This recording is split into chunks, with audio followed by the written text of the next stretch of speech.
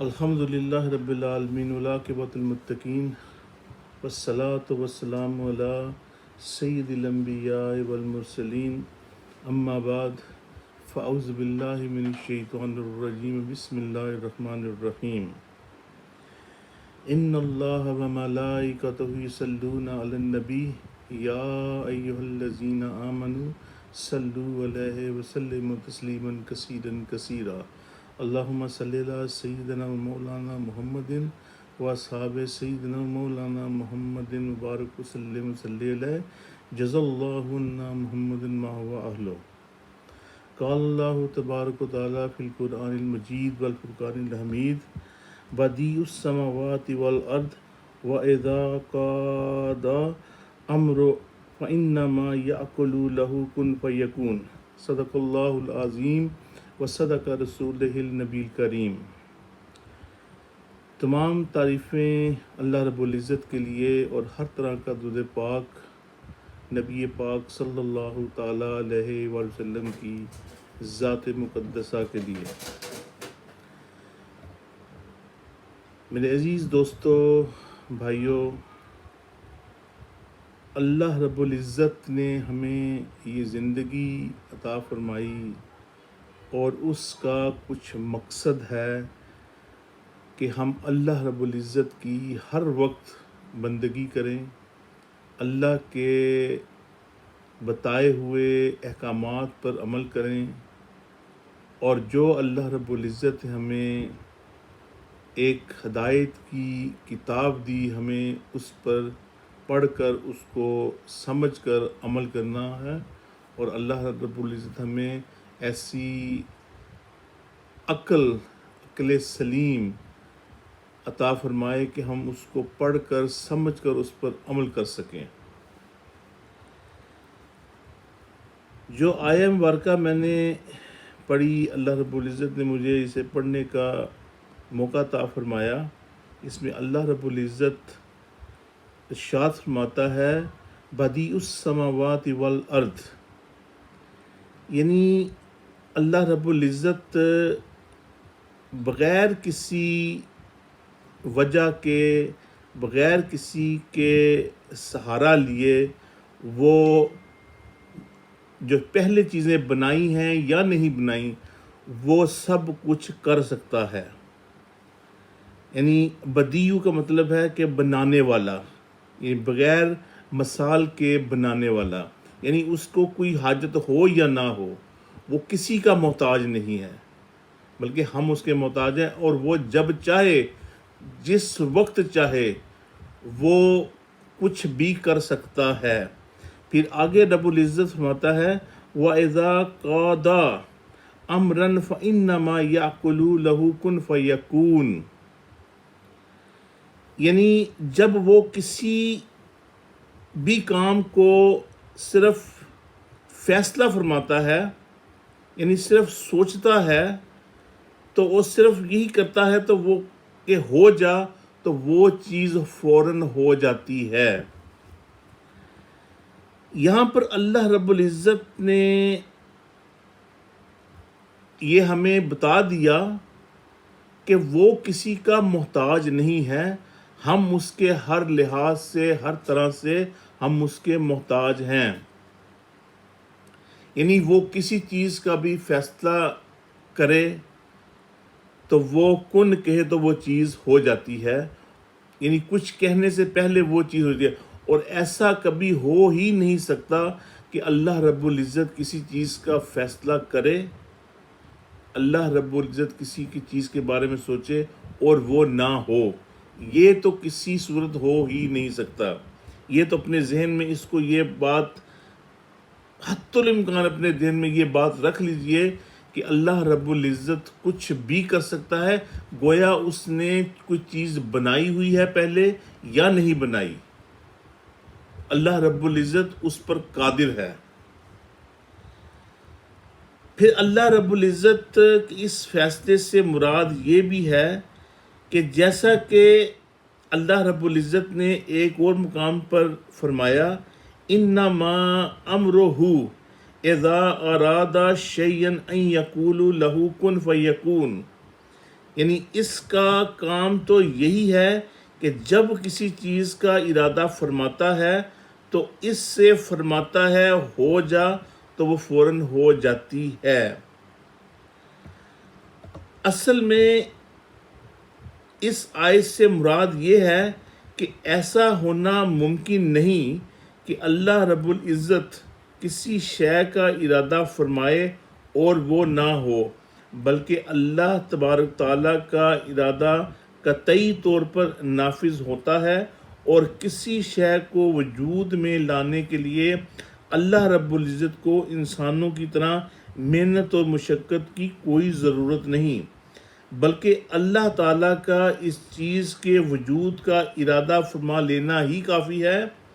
یاد رہے کہ اللہ رب العزت کسی کا محتاج نہیں ہے، جیسے میں نے پہلے بھی عرض کی کہ ہم سب اللہ رب العزت کے محتاج ہیں۔ دیکھیں، اللہ رب العزت نیند سے پاک ہے،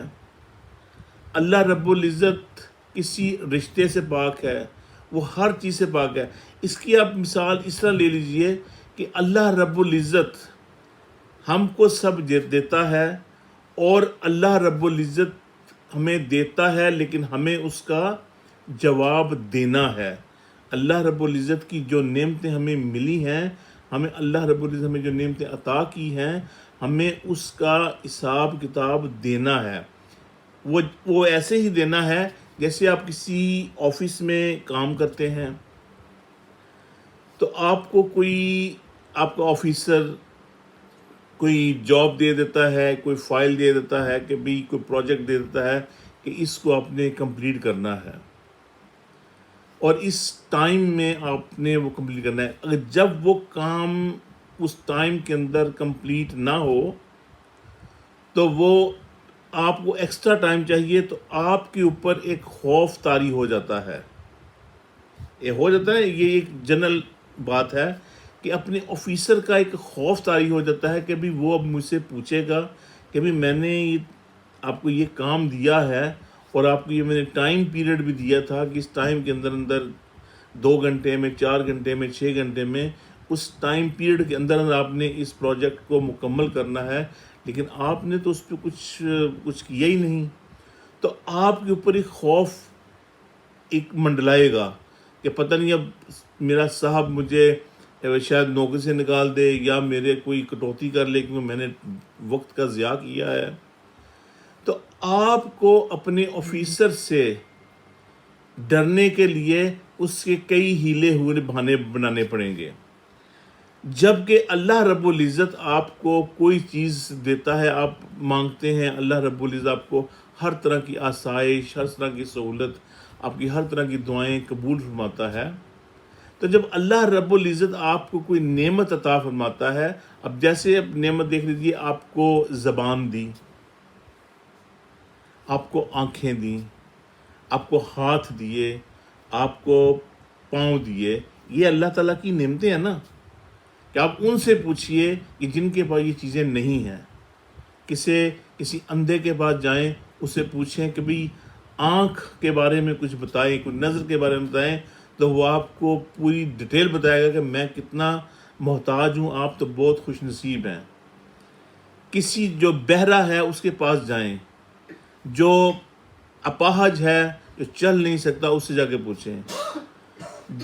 جو ہاتھ سے کھانا کھا رہا ہے، اس سے جا کے پوچھیں کہ وہ ہاتھ سے کھانا کھا رہا ہے، اپنے ہاتھ سے سارے کام کر رہا ہے، تو آپ کو وہ بتائے گا۔ تو اللہ رب العزت نے آپ کو یہ سارے نعمتیں دیں، اور کیا ہم ان نعمتوں کا صحیح استعمال کر رہے ہیں؟ آپ کو آنکھیں دیں، کیا ہم اپنی آنکھوں کو بچا کے رکھ رہے ہیں؟ آپ کو کان دیے، کیا ہم اس کان کو صحیح استعمال کر رہے ہیں؟ کیا ہم اس کان کو کسی غلط راہ پہ تو نہیں لے کے جا رہے کہ جہاں پہ ہم کوئی غلط قسم کی باتیں سن رہے ہیں؟ ہم کو زبان دی اللہ رب العزت نے، کیا ہم نے اس کو صحیح استعمال کیا ہے کہ ہم اپنے منہ سے آل فال بک رہے ہیں، کہ ہم جو ایسی جگہ پہ بات کر رہے ہیں جس سے ہم کو جہنم کے راستے ہمارے لیے تیار ہو رہے ہوں؟ ہمارے قدم اللہ رب العزت ہمیں دیے، تو کیا ہم نے ان قدموں کا صحیح استعمال کیا ہے؟ ہم ان قدموں سے کسی غلط جگہ پہ تو نہیں جا رہے؟ یہ دیکھیں، یہ ساری نعمتیں ہیں، تو اللہ رب العزت آپ سے ان نعمتوں کے بارے میں پوچھے گا، لیکن ہم انسان ہیں، اشرف المخلوقات ہیں، اور نہ جانے کس میں ہم ڈوبے ہوئے ہیں کہ ہم بالکل غفلت میں گئے ہوئے ہیں۔ ہمیں اپنے آفیسر کا پتہ ہے کہ اس نے ہم سے پوچھنا ہے، تو ہم اس کے لیے ہم ہر تگ و دو کر رہے ہیں، لیکن ہم اس مالک الملک کے بارے میں بالکل نہیں سوچتے جس نے ہمیں یہ جان دی۔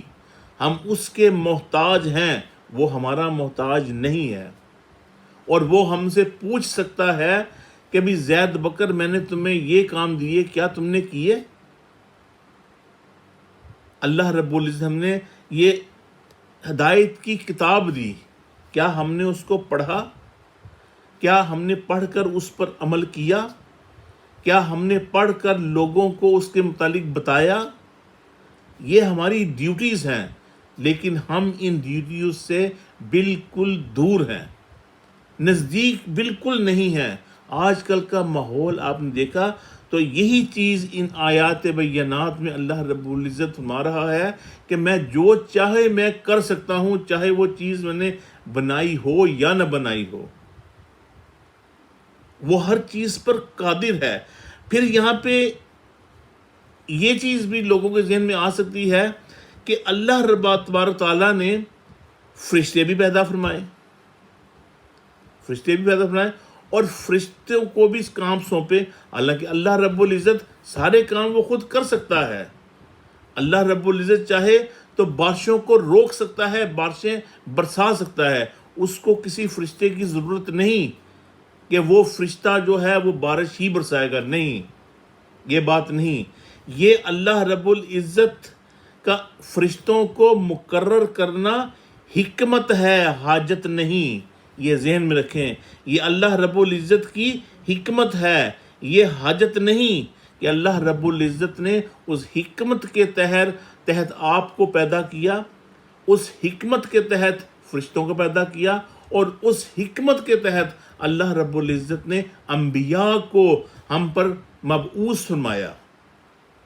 تاکہ اللہ رب العزت کے انبیاء ہمیں راستہ بتائیں، اور اللہ رب العزت جب ہمیں انبیاء کے راستے سے ہمیں وہ چیز بتا رہا ہے، تو ایک بات ذہن میں رکھیں، تمام انبیاء آئے ہمارے لیے، ہم کو راستہ دکھایا،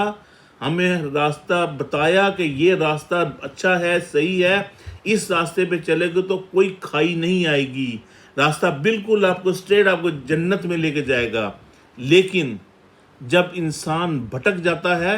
تو اس وقت ہمیں کس چیز کی طلب ہوتی ہے؟ ہمیں اس وقت ہدایت کی طلب ہوتی ہے، اور وہ ہدایت نہ کوئی نبی دے سکتا ہے، نہ کوئی ولی دے سکتا ہے،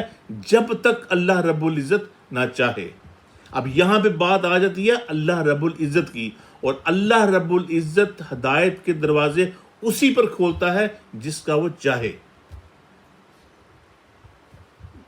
یہ بات سمجھنے کی ہے کہ اللہ رب العزت نے انبیاء اکرام 1,24,000 مور لیس انبیاء اکرام بھیجے، اللہ رب العزت اولیاء اکرام بھیج رہا ہے، تا قیامت تک اللہ کے ولی آئیں گے، نبی نہیں کوئی آئے گا، لیکن اللہ کے ولی آئیں گے، اور ہر لمحہ آئیں گے، رائٹ سے،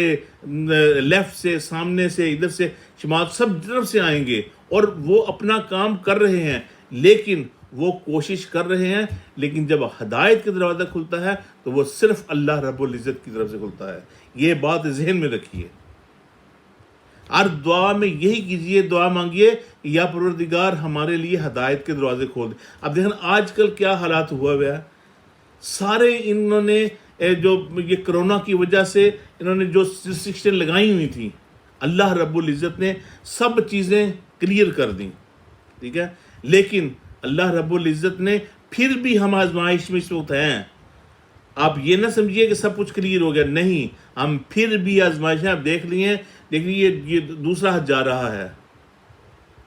اور ہم میں یہاں سے جانے کے لیے بھی ہمیں اللہ رب العزت نے وہ ہمارا جانا بند کیا ہوا ہے۔ کیوں؟ اللہ رب العزت ہم سے ناراض ہے۔ یہ ہم بالکل نہیں سوچ رہے کہ اللہ رب العزت کیوں ناراض ہے، کیونکہ ہم نے ہمارے ایسے کام کیے ہوئے ہیں کہ جو ہم اپنی نگاہوں سے دیکھ رہے ہیں کہ وہ غلط ہیں، لیکن آپ سوچتے ہیں کہ نہیں، اللہ رب العزت سب کچھ دیکھ رہا ہے، اللہ رب العزت سب کچھ جانتا ہے، ہم بھولے ہوئے ہیں۔ ہمیں اللہ رب العزت کو ہدایت کے دروازے، ہمیں اللہ رب العزت دعا مانگے کہ اللہ رب العزت ہمارے لیے ہدایت کے دروازے کھول دے۔ یہ یہود و نصار نے جو ہم پر یہ چیزیں مسلط کی ہوئی ہیں، یہ اللہ رب العزت ہی دور کر سکتا ہے۔ ہم صرف اللہ کو راضی کرنا چاہتے ہیں، اور اللہ کو راضی کرنے کے راستے دیکھیے، آپ اس کو تلاش کیجئے۔ اس کو تلاش کرنے کے لیے ہمیں قرآن پاک کی ضرورت پڑے گی، ہر لمحہ لمحہ قرآن پاک کی ضرورت پڑے گی، اور پیارے آقا صلی اللہ تعالی علیہ وآلہ وسلم کی باتوں کو، احادیث کی ہمیں ضرورت پڑے گی۔ جب تک کہ ہم ان پر عمل نہیں کریں گے، ہم کامیاب نہیں ہو سکتے۔ اللہ رب العزت ہمیں سن کر عمل کی توفیق عطا فرمائے۔ وآخر دعوانا ان الحمد للہ رب العالمین۔